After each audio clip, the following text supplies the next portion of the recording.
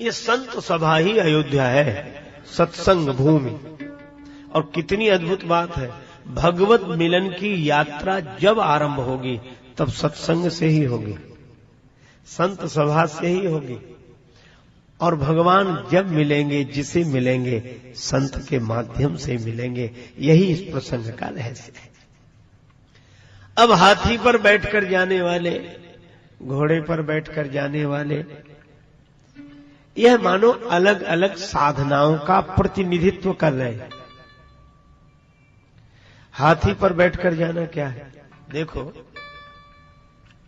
हाथी की एक विशेषता है। हाथी जब किसी गांव में निकलता है, गांव के रास्ते से निकले,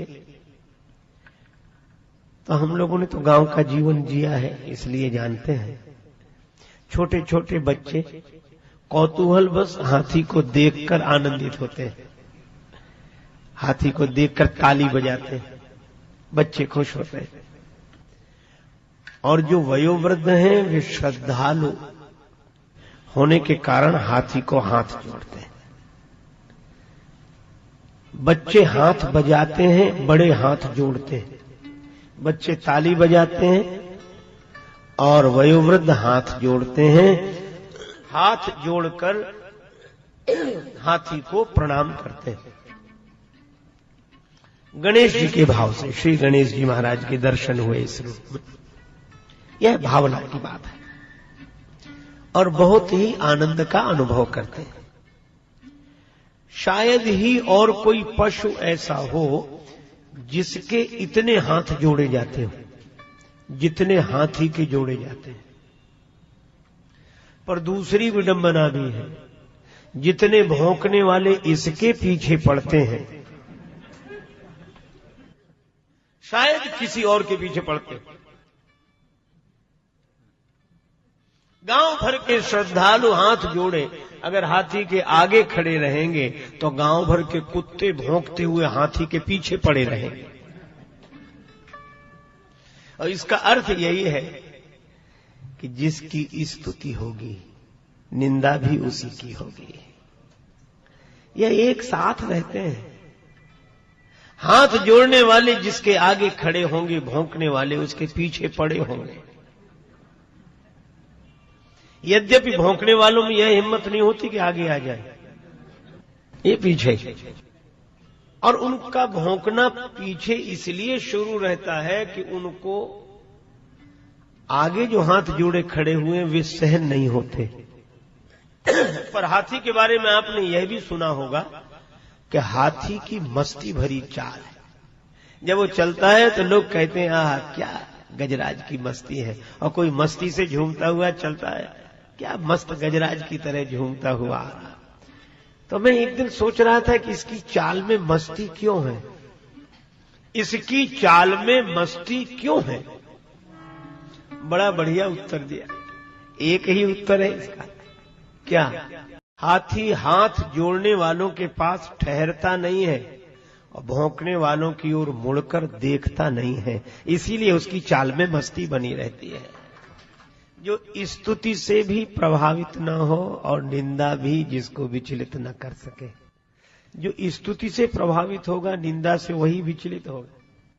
पर यहां निंदा स्तुति उभय सम, जो निंदा स्तुति में समान भाव वाला रहेगा उसी की चाल में मस्ती बनी रहेगी। इसीलिए संत अपने अनुभव की बातें कहते। एक महात्मा की श्रीमुख से सुना हुआ भजन मुझे याद आया।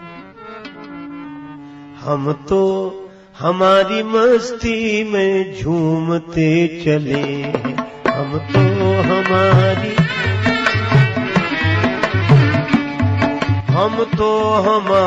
मस्ती में झूमते चले हैं, हम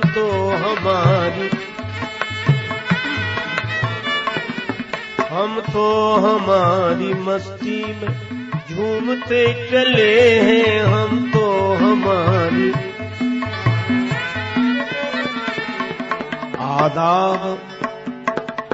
आदाब कर लिया बस जो राह में मिले हैं, आदाब कर लिया हमारी मस्ती में घूमते चले हैं हम तो हमारी।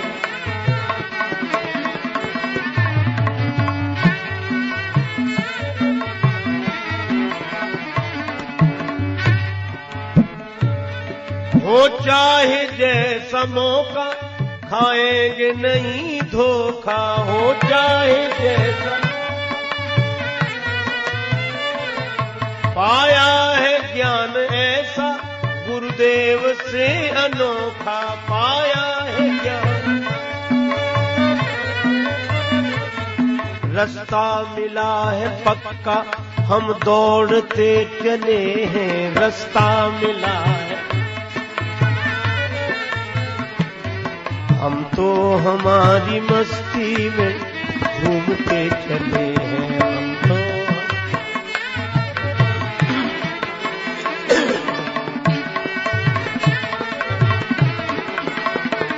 हम तो हमारी मस्ती में घूमते चले हैं हम तो।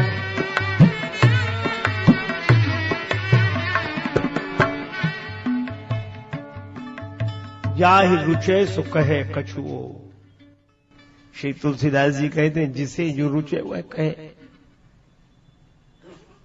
हम विचलित न हो।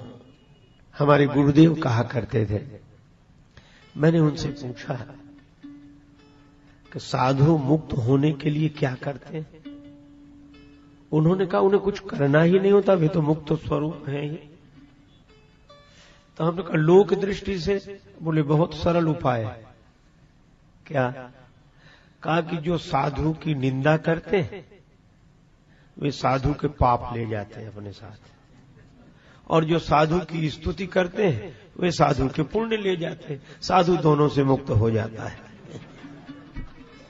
निंदा करने वाले पाप ले गए, स्तुति करने वाले पुण्य ले गए। न पाप न पुण्य, नित्य मुक्त, नित्य आनंद। तो ये हाथी पर बैठकर जाने वाले ज्ञान निष्ठा संपन्न महापुरुष हैं, जो निंदा स्तुति में समान है। जब जगत सब सपना, तो जगत स्वप्न की तरह है, तो स्वप्न की अमीरी भी अमीरी नहीं और गरीबी भी गरीबी नहीं, स्तुति भी स्तुति नहीं, निंदा भी निंदा नहीं। उमा कहूं मैं अनुभव अपना, सत हरि भजन जगत सब सब